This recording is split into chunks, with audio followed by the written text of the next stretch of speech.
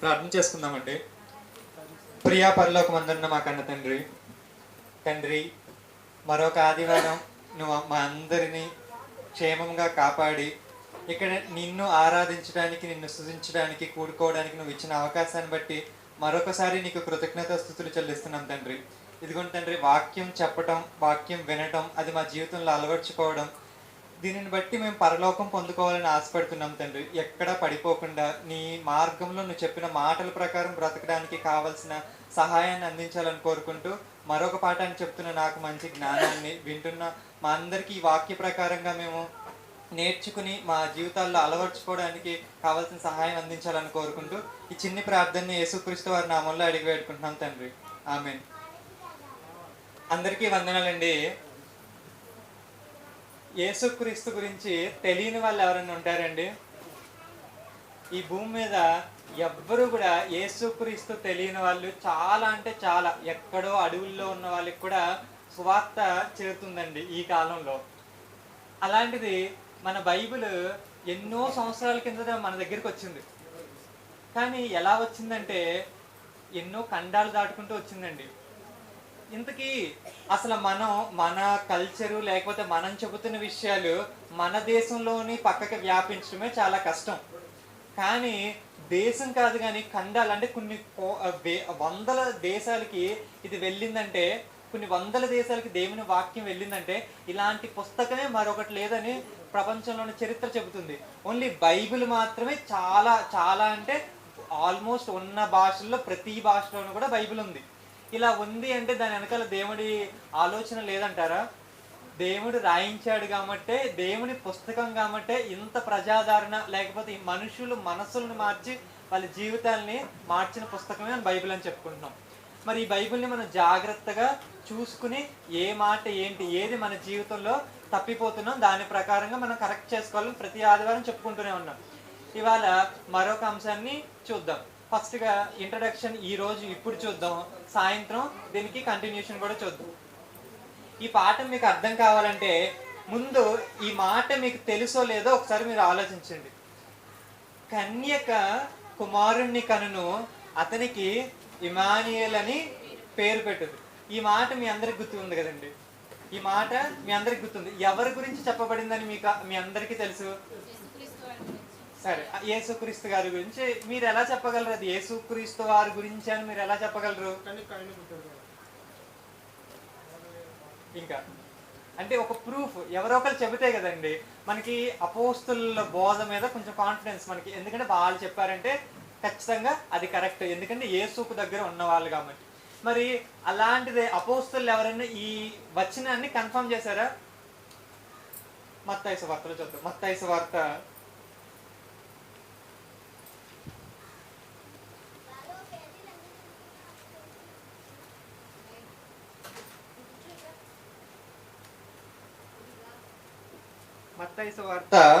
1వ అధ్యాయం 21వ వచనం అండి. ఆమె యొక్క కుమారుణ్ణి కనెను, తన ప్రజలను వారి పాపముల నుండి ఆయనే రక్షించును గనక ఆయనకి యేసు అని పేరు పెట్టుదనను. ఇదిగో కన్యక గర్భవతి అయి కుమారుని కనును, ఆయనకు ఇమానియేలను పేరు పెట్టుదురు అని ప్రభువు తన ప్రవక్తల ద్వారా పలికిన మాట నెరవేరునట్లు ఇదంతయు జరుగును. ఇమానియేలు పేరునకు భాషాంతరమున దేవుడు మనకు తోడని అర్థము. ఇక్కడ మత్తయ్య గారు కన్ఫర్మ్ చేస్తున్నారండి. మత్తయ్య గారు అంటే మనందరికీ తెలుసు, ఎవరు? యేసు శిష్యుల్లో ఒకరు. ఇప్పుడు మత్తయ్య గారు చెప్పారు కాబట్టి మనం కన్ఫర్మ్ అయిపోవచ్చు, ఒక విషయాన్ని కన్ఫర్మ్ అవ్వచ్చు. ఏమని? ఈ వాక్యం ఎవరైతే ఇక్కడ ఏదైతే చెప్పబడిందో ఈ వాక్యం అనేది మత్తయ్య గారు కన్ఫర్మ్ చేస్తున్నారు కాబట్టి కన్యక ద్వారా పుట్టిన వాళ్ళు యేసుక్రీస్తే. ఆయనకి ఇమానియేల్ అనే పేరు కూడా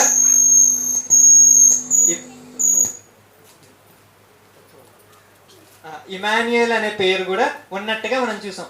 ఇప్పుడు ఇక్కడ అలా చెప్పేసి ఉంటే ఏం ప్రాబ్లం కాదు, కానీ అక్కడ ఒక మాట ఉంది. ఏంటంటే ప్రవక్తల నోట పలికిన మాట నెరవేరినట్లు అని ఉంది.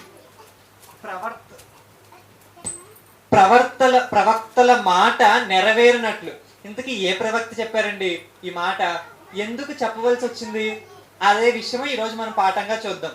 ముందు ఈ మాట ఎవరి గురించి చెప్పిందంటే మనందరికీ క్లారిటీ ఉన్న విషయం ఏంటంటే యేసుక్రీస్తు గురించి చెప్పింది.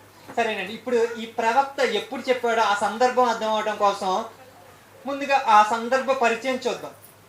మీ అందరికీ తెలుసు, ఇజ్రాయెల్ రాజ్యం దావీదు గారు, అంతకుముందు సౌలు గారు పరిపాలిస్తున్నారు. అంతకుముందు న్యాయాధిపతులు కూడా వాళ్ళని పరిపాలించినట్టుగా మనకు తెలుసు. అయితే సౌలు గారి తర్వాత ఇజ్రాయెల్ రాజ్యం 2 ముక్కలుగా అయిపోయింది.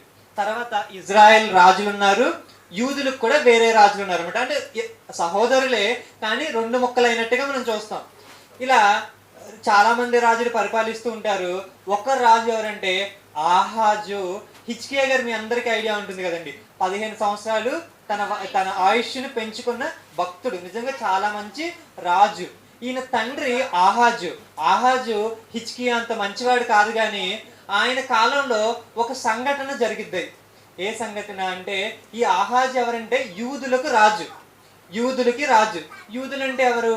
బెన్యామీను, యూదా గోత్రం. వీళ్ళిద్దరూ మాత్రమే ఒక దేశంగా ఉంటారు. వీళ్ళకి యూదులు రాజులు, అంటే దావీదు వంశంలో ఉన్న వాళ్ళు రాజుగా పరిపాలిస్తున్నారు. ఇది మనకు తెలుసు. అలాగే 10 గోత్రాల వారు ఉన్నారు. వీళ్ళు ఎవరంటే వీళ్ళ సహోదరులే. ఈ 10 గోత్రాల్లో ఎఫ్రాయిము అనే వాళ్ళు కొంచెం ఎక్కువ పెద్దగా. యూదులు బెన్యామీనులు కొంచెం తక్కువగా ఉంటారు, స్వల్పంగా ఉంటారు. యూదులు మాత్రం కొంచెం ఎక్కువగా ఉంటారు. అలాగే ఈ 10 గోత్రాల్లో చాలా మంది ఉంటారు. దానిలో ఎఫ్రాయిమీలు కొంచెం అధికంగా ఉన్నట్టుగా మనకు బైబిల్ చూస్తున్నప్పుడు మనకు అర్థమవుతుంది. ఇప్పుడు ఏం జరుగుతుందంటే, ఈ కాలంలో ఆహాజు రాజుగా ఉన్న టైంలో ఏమైందంటే, అషూర్ అనేది ఒక పెద్ద బలమైన సామ్రాజ్యం అండి. దాన్ని పరిపాలిస్తున్న రాజులు, చక్రవర్తులు చాలా బలంగా ఉంటారు. అది అషూరు సామ్రాజ్యం పుంజుకుంటున్న టైం అనమాట. అంటే అషూరియులు వాళ్ళు మన మీదకి వచ్చారంటే ఇంకా రాజ్యాన్ని వదిలి వెళ్ళిపోవడం తప్ప మనం ఏం చేయలేం అని అనుకుంటున్న టైంలో ఇజ్రాయేలుకు ఒక ఆలోచన వస్తుంది. ఇజ్రాయేల్ ఎవరు? ఇక్కడ ఇందాక మీకు యూదులు అని చెప్పాను చూసారా? యూదులు కాకుండా 10 గోత్రాల వారు ఉన్నారు చూసారా? వీళ్ళు ఇజ్రాయేలీలు పక్కన సిరియన్లు ఉంటారు అనమాట. మీకు బాగా గుర్తుంటే, సిరియా అని మీకు గుర్తు రావడం కోసం పౌలు గారు చంపడానికి దమస్కు వెళ్ళారని మనం కొత్త నిబంధనలో చదువుతాం. దమస్క్ ఎక్కడ ఉంటుందని, సిరియాకి రాజధాని ఈ దమస్కు. ఇప్పుడు వీళ్ళిద్దరూ కలిసి, ఎవరు? ఇజ్రాయేలీలు ఆ పక్కనున్న సిరియన్లు కలిసి, ఇదిగో ఒక పని చేద్దాం, అషూర్ ఉంది కదా, మన మీదకి కానీ వచ్చారంటే మనం తట్టుకోలేము. సిరియా మీదకి వస్తే సిరియా తట్టుకోలేదు, ఇజ్రాయేల్ మీదకి వస్తే ఇజ్రాయేల్ తట్టుకోలేదు. పక్కన యూదులు కూడా ఉన్నారు కదా, యూదుల మీదకి వచ్చినా వాళ్ళు మన సహోదరులే కదా, యూదుల మీదకి వస్తే వీళ్ళ తట్టుకోలేరు. అప్పుడు ఒక ఆలోచన వస్తుంది.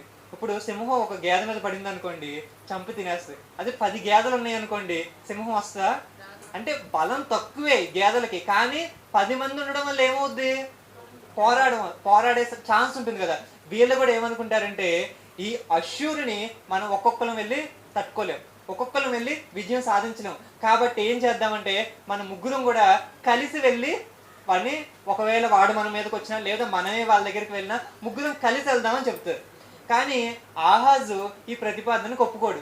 ఎందుకంటే అప్పటికే వీళ్ళు చేసిన పనులకి యుద్ధాలు జరిగి ఆస్తి పోగొట్టుకుని, ప్రజలను పోగొట్టుకుని చాలా ఒక డిసప్పాయింట్మెంట్ లేదా డిప్రెషన్లో ఉన్న ఆ సిచ్యువేషన్లో ఉంటారు. ఇప్పుడు మళ్ళీ యుద్ధం అంటే, ఆల్రెడీ రాజ్యం అంతా చాలా కకావికలం అయిపోయింది. ఎంతో రాజ్యంలో ఉన్న సంపద పోగొట్టుకున్నారు, ప్రజలను పోగొట్టుకున్నారు, యుద్ధాల వల్ల చాలా మనశ్శాంతి లేకుండా ఉంది. ఇప్పుడు మళ్ళీ ఇంకొక యుద్ధం అంటే వద్దు, మేమైతే యూదులైన మేము యుద్ధానికి రామని ఎవరు చెప్తారంటే ఆహాజ్ చెప్తారు. యూదుల రాజైన ఆహాజ్ చెప్తారు.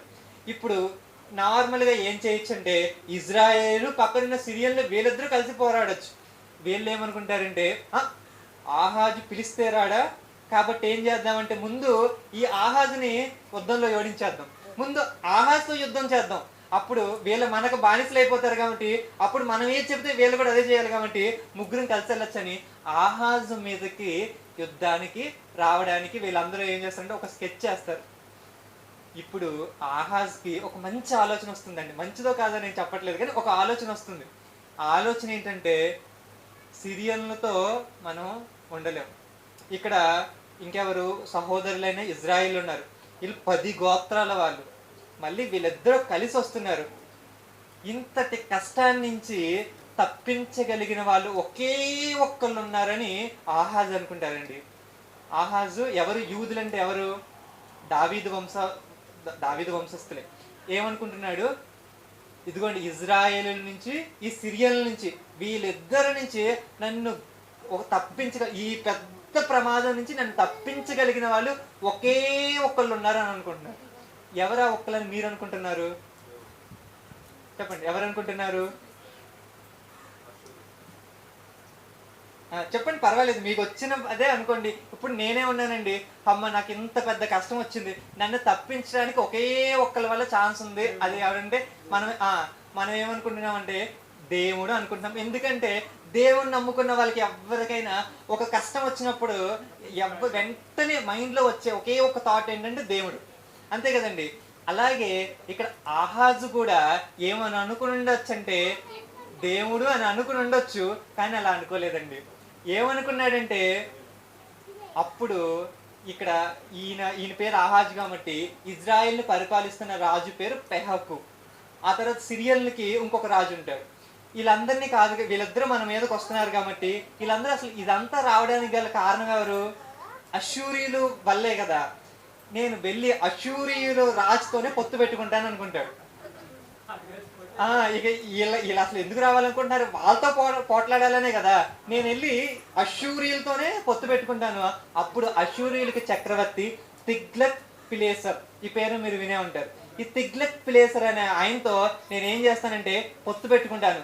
పొత్తు పెట్టుకుని వీళ్ళిద్దరిని ఎలాగోలాగా, అంటే ఒక్కడనే విజయం పొందే ఛాన్స్ లేదు కాబట్టి ఏమనుకుంటాడంటే తిగ్లత్ పిలేసర్తో పొత్తు పెట్టుకుంటాను అనుకుంటాడు. మీరే ఆలోచించండి, ఒక పెద్ద కష్టం వచ్చినప్పుడు భక్తుడిగా అతనికి ఉండవలసిన లక్షణం ఏంటి? దేవుణ్ణి ఆశ్రయించాలి. అప్పట్లో ఇంకా ప్రవక్తలు ఉన్నారు, వీళ్ళందరూ ఉన్నారు కదండి. ఆహాజ్ టైంలో యెషయా ప్రవక్త ఉంటారు. యెషయా దగ్గరికి వెళ్ళి ఇది పరిస్థితి, ఏం చేయమంటారు, దేవుడు ఏం చెబుతాడు, ఈ మాట ఇప్పుడు ఈ సందర్భాన్ని బట్టి మనం ఎలా ముందుకు వెళ్ళాలి అనే విషయాన్ని మనం ఆలోచించుంటే బాగుండేది. నిజంగానే మనం కూడా ఉన్నామండి. మనకు కూడా ఏదో కష్టం వచ్చింది, అప్పుడు ఏం చేయాలి? ఒక మీకు కష్టం వచ్చిందండి, బైబిల్ నుంచి ఒక రెఫరెన్స్ చూద్దాం. కీర్తనల గ్రంథం 118వ అధ్యాయం, కీర్తనల గ్రంథం 118వ అధ్యాయం 8వ వచనం. మనుష్యులను నమ్ముకొనుట కంటే యెహోవాను ఆశ్రయించుట మేలు. రాజులను నమ్ముకొనుట కంటే యెహోవాను ఆశ్రయించుట మేలు. ఇక్కడ ఏం చెప్తున్నారంటే, మనుష్యుల్ని నమ్ముకోవడం కంటే, రాజులను నమ్ముకోవడం కంటే ఎవరిని ఆశ్రయించడం మేలని చెప్తున్నారు? యెహోవాని. అంటే దేవుణ్ణి నమ్ముకోవడం చాలా బెటర్ అని ఇక్కడ మనకు అర్థమవుతుంది. ఈయన ఎవరిని నమ్ముకున్నారు? రాజుని నమ్ముకున్నారు, ఆహాజు. మరి ఈ కీర్తనలు ఆయన చదివి ఉండడా అండి? ఖచ్చితంగా చదివే ఉంటాడు. అయినా కూడా కష్టం వచ్చినప్పుడు ఏం చేయలేకపోయాడు, ఈ బైబిల్ని పాటించలేకపోయారు. ఈరోజు మనం కూడా బైబిల్ని బాగా చదువుతున్నాం, బాగా నేర్చుకుంటున్నాం, ప్రతి ఆదివారం వస్తున్నాం. అలాగే ఇప్పుడు ఇక్కడ కూడా ఈ మాటను చదువుకుని ముందుకు వెళ్ళిపోవచ్చు, దాటి వెళ్ళిపోవచ్చు. కానీ ఎప్పుడైతే మనకి కష్టం వచ్చిందో అప్పుడు మనకి ఈ మాట గుర్తుకు రావాలి. గుర్తుకొచ్చి ఏం చేయాలి? మన మనసులో ఇందాక అక్క ఒక మాట చూపించింది, ఏమని? ఈ వాక్యం అనేది ఎలా అంట, ప్రాణాత్మను మూలుగును విభజించినంత మట్టుకు దూరుచు అంట. అంటే అంత ఆపరేషన్ లోపల చేస్తుంది ఈ వాక్యం. అప్పుడు నీకు ఏం గుర్తుకు రావాలి? వెంటనే నీకు కష్టం వచ్చినప్పుడు ఇదిగోండి, మనుషుల్ని నమ్ముకోవడం కంటే, ఈ లోక రాజుల్ని నమ్ముకోవడం కంటే, అంటే నేను ఎవరినో నమ్ముకునే దానికంటే ఈ కష్టంలోంచి బయటకు రావడానికి నిజంగా మంచి విశ్వాసంతో నేను దేవుణ్ణి నమ్ముకుంటాను. ఇదిగో దేవుడే నన్ను ఈ కష్టంలోంచి బయటికి పడవేయగలడు అని నమ్ముకుంటే, ఇదిగోండి ఆయన ఆశ్రయించడమే మేలు. అంటే ఇక నీకు సాల్వ్ అయ్యింది అంటే ఎక్కడ సాల్వ్ అవ్వాలి? దేవుని దగ్గరే సాల్వ్ అవ్వాలి. ఇక్కడ ఆహాజు కూడా అలా చేసుంటే బాగుండేది, కానీ అలా చేయకుండా ఇదిగోండి ఎవరైతే వీళ్ళ ఎవరి గురించి భయపడి యుద్ధానికి వచ్చారో ఆ తిగ్లత్ పిలేసర్నే పొత్తు పెట్టుకోవాలని ట్రై చేస్తారు. ఇక్కడ ఇంకొక విషయం ఏంటంటే, వీళ్ళిద్దరితో గెలవకూడదు అన్నదే దేవుని ఆలోచన. ఎందుకని? ఇజ్రాయేలుని వీళ్ళిద్దరికి. అలాగే ఇక్కడ యూదా రాజు అయిన ఆహాజు కలవడు, కానీ దేవుణ్ణి ఆశ్రయించకుండా వేరే వాళ్ళని ఆశ్రయించాడు. వీళ్ళతో కలవకపోవడం బెస్ట్. ఎందుకంటే అప్పటికే ఇజ్రాయేలు మరీ చెడిపోతారండి. యూదులు చెడిపోతూ ఉంటారు, కానీ ఇజ్రాయేలు మరీ చెడిపోతూ ఉంటారు. పక్కన సిరియన్ల గురించి అయితే ఇంక చెప్పక్కర్లేదు. వాళ్ళు అన్ని దేవతలను పూజిస్తూ అనేకమైన ఆచారాలని చాలా చండాలంగా వాళ్ళు తయారైపోయిన పరిస్థితుల్లో వాళ్ళని దేవుడు లేపేయాలని అనుకున్న టైంలోనే అదంతా ఆ టైం ఏంటంటే అషూరీయులు చెరలోనికి వెళ్ళిపోతారు. ఇజ్రాయేల్ అషూరి చెరలోనికి వెళ్ళిపోతారు. కొన్ని సంవత్సరాల తర్వాత కొన్ని సంవత్సరాల తర్వాత వీళ్ళు బబులోని చెరలోనికి వెళ్ళిపోతారని పూర్వం మనం నేర్చుకున్నాం. అంటే ఇది ఎలాంటి సమయం అంటే క్రీస్తు రావడానికి ఇంకా ఒక 700 సంవత్సరాల టైం అండి. ఈ టైంలో ఇజ్రాయేలు ఇంకా అషూరు చెరలోకి వెళ్ళలేదు, వెళ్ళిపోబోతున్నారు. దేవుడు అప్పగించేయాలని ఆల్రెడీ డిసిజన్ తీసేసుకున్నాడు. ఇలాంటి సందర్భంలో వీళ్ళతో పొత్తు పెట్టుకోవద్దని దేవుడు అంటే దేవుడి ఉద్దేశం కూడా అదే. ఆహాజు కూడా పెట్టుకోడు, కానీ వీళ్ళతో కలవకూడదు. వీళ్ళని దేవుడు అషూరియులకి అప్పచెప్పేయాలి. ఇదే దేవుడి టార్గెట్ కూడా. అలా అనుకున్నట్టుగానే ఈయన కూడా మంచిగానే చేశాడు, కానీ దేవుణ్ణి ఆశ్రయించలేదు. ఇది ఒక్కటే ఆహాజు చేసిన తప్పు. ఇకపోతే ఇప్పుడు మరి దేవుని ఆశ్రయించలేదు కదా, ఇక్కడ జరుగుతున్నప్పుడు యెషయా గారు కొన్ని మాటలు చెబుతారు. ఆ మాటలు చూద్దాం. ఎందుకంటే ఇతను భయపడుతున్నారు. వీళ్ళందరూ ఎలా ఉన్నారంటే, ఓరి నాయనో వీళ్ళేంటండి ఇలా ఉన్నారు. అషూరీలు అంటే దడ. ఎంత దడ అంటే ఇప్పుడు నక్సలైట్ ఉండే ప్రాంతాలు కొన్ని ఉంటాయండి. నక్సలైట్లు వచ్చారంటే ఆ ప్రాంతంలో ఉన్న వాళ్ళు ఆ రోజు నిద్రపోరండి. అందరూ ఒక దగ్గరికే వచ్చి టార్చ్ లైట్లు ఇవన్నీ పెట్టుకుని ఎక్కడ వస్తారో అని అలా ఉండేవాళ్ళు. ఈ వరకు నక్సలైట్లు ప్రభావిత ప్రాంతాల్లో సేమ్ అదే సిచ్యువేషన్ ఉండేది. వీళ్ళు కూడా ఏంటి మళ్ళీ ఇంకొక యుద్ధమా అని వాళ్ళ హృదయాలన్నీ కూడా చాలా చాలా అంటే చాలా అస్థిరంగా అయిపోయిన సమయంలో దేవుడు ఒక మాటని యెషయా గారి ద్వారా పలికిస్తున్నారు. మనం యెషయా గ్రంథంలో చూద్దాం. అది యెషయా గ్రంథం 7వ అధ్యాయం మొదటి నుంచి చదువుతామండి. యెషయా గ్రంథం 7వ అధ్యాయం మొదటి నుంచి చదువుతాం. ఒక్క నిమిషం. యూదా రాజైన ఉజ్జియా మనవడును యోతాము కుమారుడైన ఆహాజు దినములలో సిరియా రాజైన రెజీనును ఇజ్రాయేల్ రాజును రెమల్యా కుమారుడైన పెహకును యుద్ధము చేయవలనని యెరూషలేము మీదకి వచ్చిరి గాని అది వారి వలన కాకపోయేను. అప్పుడు సిరియన్లు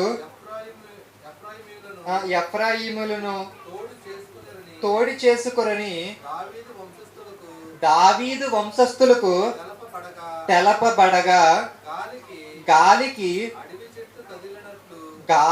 అడవి చెట్లు కదిలినట్లు వారి హృదయమును వారి జనుల హృదయమును కదిలేను.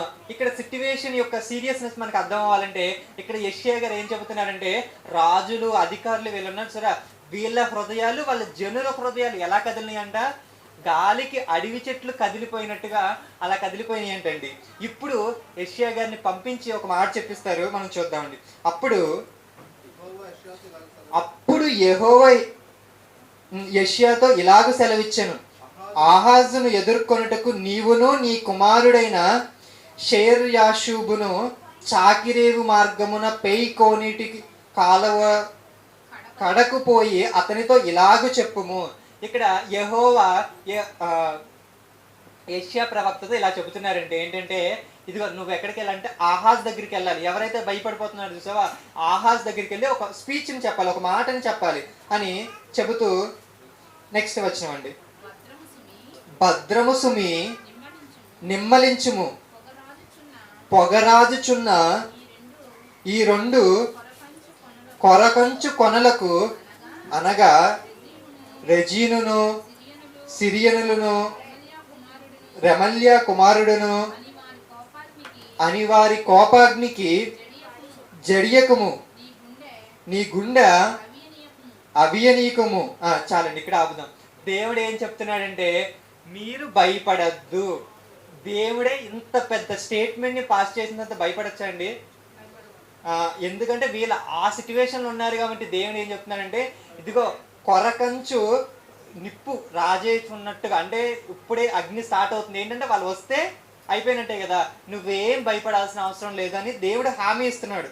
అయితే 5వ వచనం, సిరియాను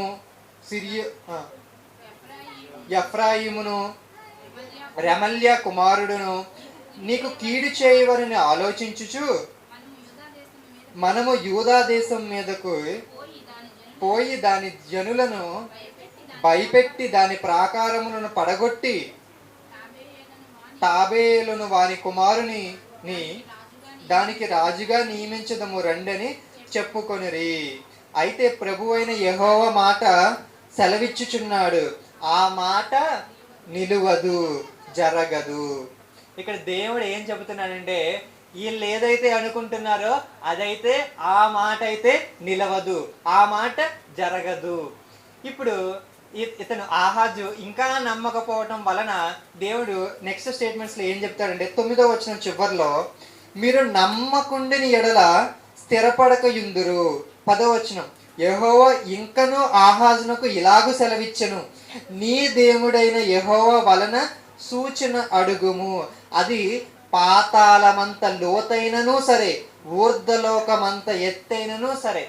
ఇదిగో నువ్వు ఎలాగో భయపడుతున్నావు కదా ఆహాజు, అయితే ఒక సూచన అడుగు. నీకు నమ్మకం కలగడం కోసం, నువ్వు కంప్లీట్ విశ్వాసంతో దేవుణ్ణి నమ్మటం కోసం ఒక సూచన అడుగు. ఇప్పుడు దేవుడు వచ్చి మిమ్మల్ని ఒక సూచన అడిగంటే మీరేమడుగుతారండి? ఇదిగోండి, మీరు దేవుణ్ణి నమ్ముతున్నారు కానీ 100% నమ్మట్లేదు. 100% నమ్మడానికి దేవుడే వచ్చి ఏదైనా ఒక సూచన అడగండి, అది పాతాళమంత లోతైనా పర్వాలేదు, ఊర్ధ్వలోకమంత ఎత్తైనను పర్వాలేదు, నేను నీకు దాన్ని చేస్తానని దేవుడు చెప్తున్నానండి. మీరైతే ఏమడుగుతారు? అంటే నమ్మకం కుదరడం కోసం మీరు ఏదో ఒకటి అంటే కష్టమైంది ఏదో ఒకటి అడుగుతారు. కానీ ఆహాజ్ ఏమంటాడు తెలుసా? నేను అడగను, యెహోవాను శోధించను అంటాడు. ఈ మాట విని అమ్మో దేవుని శోధించను అంటే చాలా మంచోడేమో అని మీరు అనుకుంటే చాలా పొరపాటు. అలా కాదు, ఆయన ఆ ఉద్దేశంతో అనలేదు. ఇప్పుడు ఒకవేళ యెహోవాని నేను కానీ సూచన అడిగాను అనుకో, ఆయన ఏమంటున్నాడు? పాతాళమంత లోతైనా నేను చేసేస్తానంటున్నాడు, ఊర్ధ్వలోకమంత ఎత్తైనా నేను చేసేస్తున్నాడు. కొంపదీసు ఇప్పుడు నేనేమన్నా అడిగాను అనుకో చేసేస్తాడు. సచ్చినట్టు ఇంకా ఆయన ఏం చెబితే అదే వినాలి. ఇప్పుడు నేనేమనుకుంటున్నాను? అశూరియుల రాజైన తిగ్లత్ పిలేసర్తో పొత్తు పెట్టుకోవాలని నేను అనుకుంటున్నాను కదా, అది అసలు జరగదు. నేను ఇప్పుడు ఆయన దగ్గరికి వెళ్ళాలి అంటే ఈయన ఏ సూచన నేను అడగకూడదు అని అనుకుని ఏమడుగుతాడంటే, నేనేమి అడగను, యెహోవాని శోధించనని పక్క తప్పుకుంటాడు. ఎందుకంటే సేఫ్గా గవాల్మని అడిగితే దేవుడు ఏది చెప్తే అదే వినాలి అని ఇలాంటి డబుల్ స్టాండర్డ్ ప్రదర్శిస్తాడనమాట. అప్పుడు పక్కనే ఉన్న యెషయా గారు, ప్రవక్త అయిన యెషయాకి చాలా కోపం వస్తుంది. నెక్స్ట్ వచనం చదువుదామండి. అతడు ఇలాగూ చెప్పెను, దావీదు వంశస్థులారా వినుడి, మనుష్యులను విసిగించడం చాలదనుకుని నా దేవుణ్ణి కూడా విసిగించుతురా. ఏమంటున్నాడంటే యెషయా గారు, అసలు దేవుడు నీకు ఏం చెప్పాడు? దేవుడు మిమ్మల్ని అసలు ఎక్కడి నుంచి తీసుకొచ్చాడు? ఐగుప్తులో నుంచి, అసలు ఫరోలు అలాంటి వాళ్ళ దగ్గర నుంచి మిమ్మల్ని తీసుకొచ్చాడు కదా. అన్ని అద్భుత కార్యాలు చూస్తూ మీరు నడుచుకుంటూ ఇక్కడికి వచ్చారు కదా. దేవుడి మీద ఎంతో విశ్వాసం ఉండాలి. సరే లేదు, ఇప్పుడే దేవుడు వచ్చి చెప్పాడు, ఆ మాట నిలవదని చెప్పారు, ఇప్పుడైనా కలగాలి, అయినా కలగట్లేదు, అయినా కూడా నీకు 100% విశ్వాసం రావట్లేదు. కాబట్టి దేవుడే ఒక సూచన ఇస్తానంటున్నాడు కదా, ఇంకా నీకు ఇబ్బంది ఏంటి? దేవుడే పాతాళ లోకమంత లోతైనా సరే, ఊర్ధ్వలోకమంత ఎత్తైనా సరే, అంటే నువ్వు ఎలాంటిది అడిగినా, ఇప్పుడు అన్ని నక్షత్రాలకు ఒకదాని మీద వెళ్ళాలి అని మనం అనుకుంటున్నాం అనుకోండి, అదేనే నేను దేవుని చేసేస్తాను అంటున్నాడు. ఈ నక్షత్రం మీద ఒకరోజు, ఈ నక్షత్రం మీద ఒకరోజు, ఈ నక్షత్రం ఒకరోజు దగ్గరగా రావాలి, ఒకరోజు దూరంగా వెళ్ళాలి, ఒకరోజు 2 చంద్రులు రావాలి. ఇలాంటి నువ్వు ఏది అడిగినా దేవుడు చేయడానికి సిద్ధంగా ఉన్నాడు. ఆ దేవుడి ఉద్దేశం ఏంటంటే నువ్వు భయపడకూడదు, ఎందుకంటే దేవుడు నీకు తోడుగా ఉన్నాడని నీకు తెలియాలి అని. ఈ దేవుడు ఎలాంటి సూచన అడుగు అంటే ఈయనేమంటున్నాడు? నేను యెహోవాని అడగను, యెహోవాని శోధించను అన్నాడు. ఈ ఉద్దేశం తెలిసిన ప్రవక్త అయిన యెషయా గారు, ఇదిగో మనుషుల్ని విసిగించారు, ఇది సరిపోదు అనుకున్నట్టు దేవుని కూడా మీరు విసిగిస్తున్నారా? అయితే ప్రభు తానే ఒక సూచన మీకు ఇస్తున్నాడని నెక్స్ట్ వచనాల్లో చెబుతున్నాడండి.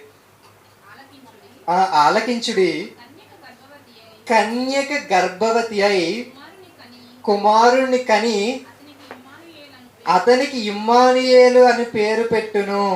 చదవండి, నేను చదువుతానండి. కీడును విసర్జించుటకును మేలును కోరుకొనుటకును అతనికి తెలివి వచ్చినప్పుడు అతడు పెరుగు తేనెను తినును. కీడును విసర్జించుటకును మేలును కోరుకొనుటకును ఆ బాలునికి తెలివి రాక మునుపు నిన్ను భయపెట్టు ఈ ఇద్దరు రాజుల దేశమును పాడు చేయబడును. ఇక్కడ మనం జాగ్రత్తగా వినాలండి.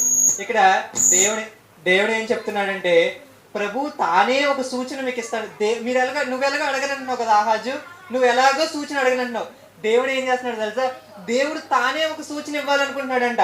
దేవుడు తానే ఒక గుర్తు చెప్పాలనుకుంటున్నాడు. అదేంటో తెలుసా?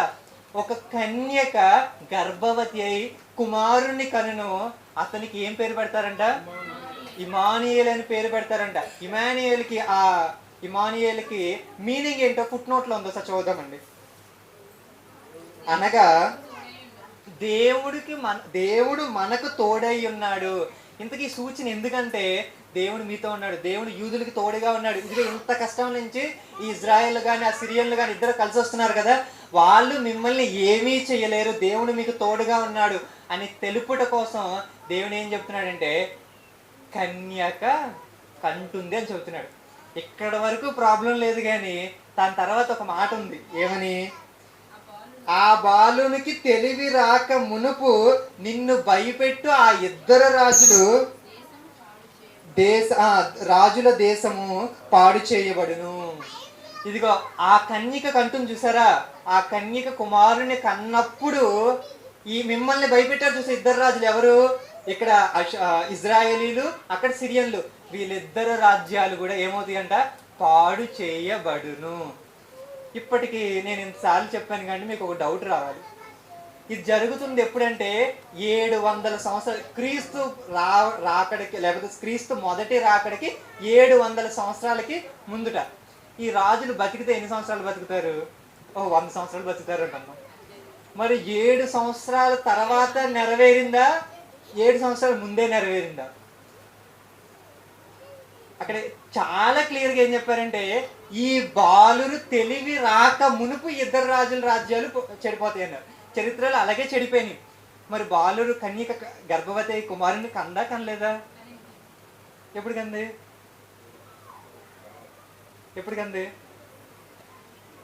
700 సంవత్సరాల తర్వాత జరిగితే ఇక్కడ కరెక్ట్గా అనిపిస్తుందా మీకు? ఇప్పుడు ఒక 100 సంవత్సరాల్లోనో, ఒక 50 సంవత్సరాల్లోనో, 10 సంవత్సరాలు జరిగిపోవాలనిపిస్తుందా? ఇప్పుడే జరగాలి కదా. అంటే నేను ఇప్పుడు మీకు ఏం చెప్పానంటే, నేను ఇప్పుడు వరకు మీకు చెప్పిన దాన్ని బట్టి మీ ఫీలింగ్ ఏంటంటే ఇప్పుడే జరిగిపోవాలి. కానీ మీరు ఇలా అంటారనే ఫస్టే మీకు ఒక వచనం చూపించాను. ఏంటది? మత్తయి సువార్తలో మత్తయి గారు ఒకటి కన్ఫర్మ్ చేశారు. ఏంటని? ఈ రెఫరెన్స్ ప్రవక్త అయిన యెషయా గారు చెప్పిన మాట ఎవరి గురించో కాదు, యేసుక్రీస్తు గారి గురించే అని చెప్పారు. మరి ఇప్పుడు మత్తయి సువార్తలో అపోస్తుడైన మత్తయి గారు చెప్పిన మాట కరెక్టా?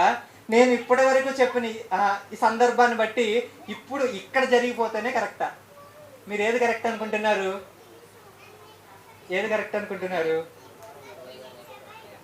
ఒకవేళ మీరు అది కరెక్ట్ అన్నారు అనుకోండి, ఏది మత్తయి సువార్తలో కరెక్ట్ అనుకున్నారు అనుకోండి, మరి ఇక్కడ ఆహాజు పరిస్థితి ఏంటి? దేవుడు ఒక సూచన ఇస్తానని చెప్పాడు కదా, అంటే దేవుడు ఇక్కడ మాట తప్పాడా, లేదా అక్కడ మత్తయి గారు తప్పుగా అనుకున్నారా? ఎవరు కరెక్ట్గా అనుకున్నారు? మీకు కావాలంటే సాయంత్రం ప్రార్థన తప్పకుండా రావాలి. సరే అండి, ప్రార్థన చేసుకుందాం. సరే అండి, ఒక్కసారి ప్రార్థన చేసుకునే ముందు మళ్ళీ ఒకసారి జ్ఞాపకం చేసుకుందాం. ఏంటంటే ఇజ్రాయేలీలు 2 భాగాలుగా విడిపోయారు, యూదులు, ఇజ్రాయేలీలు.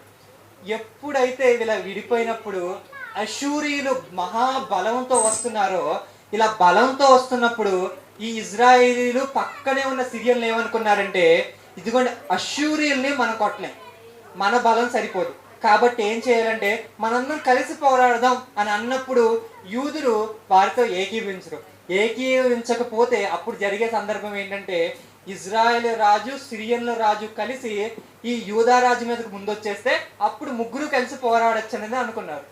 అప్పుడు ఈ ఆహాజు ఒప్పుకోడు కాబట్టి ఎవరిని నమ్ముకుంటే ఈజీగా పని అయిపోద్దో అలాంటి వారిని నమ్ముకోకుండా ఒక రాజును నమ్ముకుంటాడు. అప్పుడు దేవుని ఏం చెప్తాడంటే, ప్రవక్త అయిన యెషయా గారిని పంపించి, ఇదిగో నువ్వు భయపడ, మాకు ఆ మాట జరగదు, కావాలంటే ఒక సూచన అడుగు అని అడిగితే అతడు సూచన అడగడు. కానీ దేవుడే ఏం చెబుతాడంటే ఒక సూచన ఇస్తాడు. ఆ సూచన ఏంటంటే, కన్యక గర్భవతి అయి కుమారుణ్ణి కనెను. కనును. అతనికి ఇమ్మానుయేల్ అని పేరు పెట్టదు. ఈరోజు మన పాఠం పేరేంటంటే ఇమ్మానుయేల్ అనగా ఎవరు? కరెక్ట్. ప్రార్థన చేస్తున్నాం. ప్రియా పరలోకమందున్న మా కన్న తండ్రి, ఇదిగోండి తండ్రి, మీరు బైబిల్లో రాయించిన ఒక సందర్భాన్ని మేము నేర్చుకుంటున్నాం తండ్రి. ఇదిగోండి తండ్రి, మీరే ప్రజలకు తోడై ఉన్నారనే ఒక సందేశాన్ని చెబుతూ ఒక మంచి మాటను మాకు రాయించారు తండ్రి, ఒక సూచనను మాకు రాయించారు తండ్రి. ఆ సూచనను మేము అర్థం చేసుకోవడానికి ప్రయత్నిస్తున్నాం తండ్రి. ఇదిగోండి తండ్రి, ఇమ్మానుయేల్ అనే పదం మీరు రాయించింది. ఇదిగోండి, అసలు ఇది ఎవరికి సంబంధించింది? మేము సందర్భానుసారంగా వెళితే ఇదిగోండి అప్పటికప్పుడే జరిగిపోవాలని మాకు అనిపిస్తుంది తండ్రి. కానీ 700 సంవత్సరాల తర్వాత యేసుక్రీస్తు వారితో ఈ ప్రవచనం నెరవేరినట్టుగా మేము మత్తయ్య గారు కన్ఫర్మ్ చేస్తున్నారు. ఇది కరెక్టా అది కరెక్టా అని మేము నేర్చుకోవడానికి మాకు కావాల్సిన జ్ఞానాన్ని అర్థం చేసుకునే శక్తిని ఇవ్వాలని కోరుకుంటూ, అలాగే సాయంత్రం ప్రార్థన కూడా మీరు దీవించాలని కోరుకుంటూ ఈ చిన్ని ప్రార్థనని యేసుక్రీస్తు వారి నామంలో అడిగి పెట్టుకుంటున్నాం తండ్రి. ఆమేన్.